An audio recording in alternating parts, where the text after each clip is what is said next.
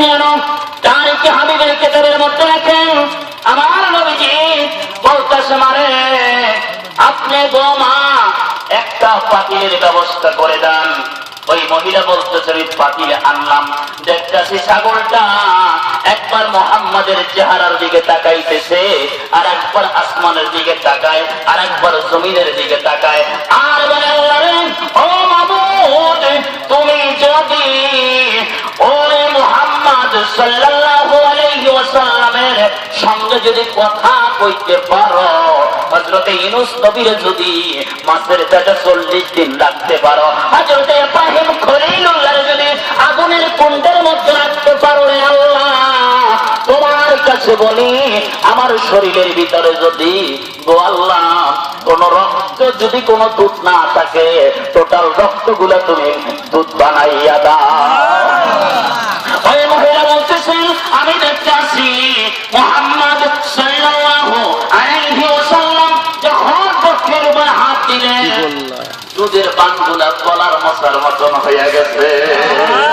ওই মহিলা বলতেছেন আমি দেখতেছি মুহাম্মদ বালতিটা আমার কাছ থেকে নিয়ে এক বালতি দুধ দহন করলেন, এক বালতি দুধ বহন করার পরে নিজে খাইলেন, আমাদেরকে খাওয়াইলেন, তারপর বলতেছে মানে ও মা তোমার কাছে আমি বলি আর একটা ডেকসি দাও, আর এক ডেকসি দুধ দহন করে নবীজি ঘরের মধ্যে রাখলেন।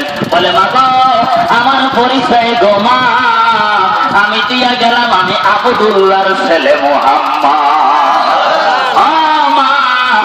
আমারে মাগো তুমি কোনদিন দেখো নাই, আমি মুহাম্মদ যদি কোন মরা মানুষ জানাজা হইয়া গেছে কবরের সামনে নিবে, ওর বুকের উপর হাতটা রাখি ওই চিন্তা হইয়া যাবে। পারে পারে না বন্ধু? ওই মহিলা বলেন মুহাম্মদ তোমার বাড়ি থেকে 15 থেকে 20 কদম যখন দিলেন, আমার স্বামী 300 উটের বাচ্চা নিয়ে বাড়িতে যখন ঢুকলেন, ঘরের ভিতরে যাইয়া দেখতেছে ডেকসির ভিতরে দুধ। বলতেছে বিবি রে আমাদের পাড়ার মধ্যে এরকম কোন গরু নাই, বকরি নেই, এত দুধ কোথায় পাইলা?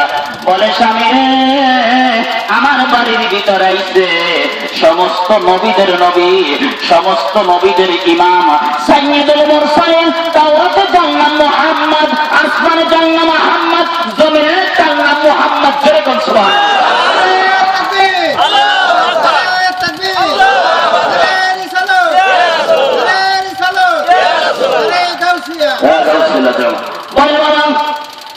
মুহাম্মদ সাল্লাল্লাহু আলাইহি ওয়াসাল্লাম স্বামী রে আমার ঘরের বিপরীত দুধের ব্যবস্থা করে দিছে। বলে বিবি রে আমি তাওরাতে পাইছি এই রাস্তা দিয়া মুহাম্মদ আসবে, আমি বলছিলাম আল্লাহ রে তুমি যদি এই রাস্তায় মুহাম্মদ আইবে, আমি শুনছি আজকা 30 বছর মতন করে 50 বছর ওই মুহাম্মাদের জন্য রাস্তায় দেখা হবে, সেই জন্য আমি 30 বছর মতন করে 50 বছর এই রাস্তার মধ্যে আমি বকরি চড়াই। সেই দিন মুহাম্মাদের দেখব আমি হাতে হাত দিয়া কলমা পড়ে মুসলমান হইয়া যাব। আমার নিবাইনি মদিনায় গো সময় যায়, আমার নিবাইনি মদিনায়, আমার নিবাইনি মদিনায় গো সময় যায়, আমার ওরে আমি থাকতে যদি নাহি পাই বইয়া গেলে কি উপায়, আমি থাকতে যদি নাহি পাই বইয়া গেলে কি উপায়, আমি আসি তোমারে দেখিবার আশায় দয়াল নবী গো আমার নিবাইনি মদিনায়, আমার নিবাইনি মদিনায় দয়াল নবী গো আমার এই সমস্ত মুজিজা দেখা বিবি খাদিজা জীবন জৈবন সাইফা দিল পায় গো সময় যায়, আমার নিবাইনি মদিনায়, আমার নিবাইনি মদিনায় গো সময় যায়, আমার নিবাইনি মদিনায়। জোরে জোরে কম সুবহানাল্লাহ। এই নবীর ভালোবাসা রাখবেন বাবা। আমি হুজুর যদি মারা যাই আপনারা শুনবেন যদিও না শুনেন, যারা ইন্টারনেটে খবরটা পৌঁছে যাবে। আপনাদের দোয়ায় আমি আপনাদের এই খরাচরের ভিতরে 5 থেকে 7 বছর ছিলাম। আপনাদের দোয়ায় আমি যেখানে এখন আছি, আপনাদের দোয়ায় নবীর গোলামের কারণে অনেক ভালো আছি। আমার মসজিদ থেকে 8,000 টাকা বেতন দেয়। 30 দিনে মাসে আমার 15 দিন মাহফিল থাকে। নেটের ভিতরে আমার 40 খন্ড সিডি আছে। আপনাদের আমার 2 দিন পর পরই মাহফিল। আমি কয়েকদিন আগে মাহফিল করেছি, আজকে যে আসতে পারবো আমি নিজেও বলতে পারি। আমার সকালেও ঠান্ডা ছিল, ওষুধ খাইয়া ইঞ্জেকশন দিয়ে তারপর মাহফিল আসছি। আপনারা আমার জন্য দোয়া করবেন। মুহাম্মদ সাল্লাল্লাহু আলাইহি ওয়াসাল্লামকে আমরা সমস্ত মানুষ একই জবান নবীকে দেখতে চাই, ঠিক কিনা?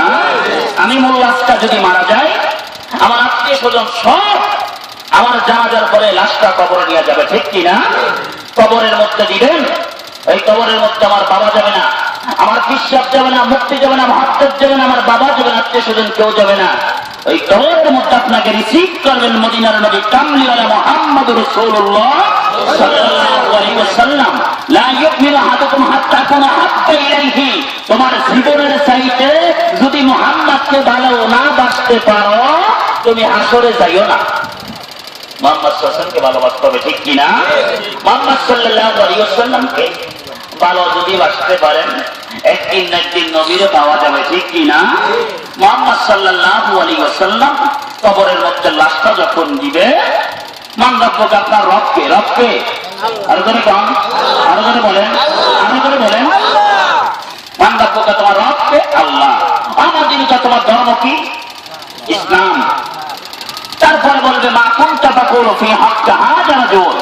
হাজা রাজুল ওই ব্যক্তিকে, ওই ব্যক্তি যদি আপনার মনকার নাকি বলবে 2টা প্রশ্ন বলছো, তুমি 2টা প্রশ্ন উত্তর দিছো, কিছু পারছো কিছু পারো নাই।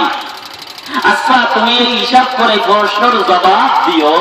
এই জবাব, এই আয়াত কুনতা মা কুনতা তাকুলু ফি হাক্কি হাজা রাজুল হাদিসের ব্যাখ্যায় আইছেন মুহাম্মদ সাল্লাল্লাহু আলাইহি ওয়াসাল্লাম কবরের মধ্যে থাকবেন, তারে দাঁড় করাইয়া বলবে হাজা রাজুল। আপনি ইমানদার যদি হন, আপনাকে বলবো ব্যক্তিকে চিনো। আপনি ইমানদার তিনি যদি হন, আপনি বলবেন উনি আমার রাসূল। নবী বলবেন উম্মাহ চিন্তা করিস না, আমি রিসিপ্ট দিয়ে গেলাম, পৌঁছেরাত মিজান দেখার দরকার নেই, সরাসরি জান্নাত।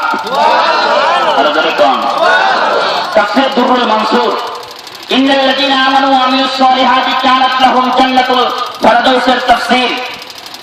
তাফসীর ইবনে দুরুল মানসুরের মধ্যে লেখেন, মুহাম্মদ সাল্লাল্লাহু আলাইহি ওয়াসাল্লামকে যারা জমিনের মধ্যে ভালোবাসবে, তারা হাসরের ময়দানে নবীর শাফায়াত পাইবে। মুহাম্মদ সাল্লাল্লাহু আলাইহি ওয়াসাল্লামকে আমরা ভালোবাসতে চাই, ঠিক কিনা? আমার নবীজি নিজে বলেন, হাসরের ময়দানে সমস্ত মানুষগুলা, সমস্ত নবীগুলা জান্নাতের গেটের মধ্যে যাবে। সমস্ত মানুষ জান্নাতের গেটে যাইয়া দাঁড়াবে। আদম আলাইহিস সালাম সালাম দিবা, আসসালামু আলাইকুম ইয়া রিদওয়ান। জান্নাতের দরজাটা একটু খুলে দাও, আমি তো আদি পিতা আদম মুস্তাফিউল্লাহ। রিদওয়ান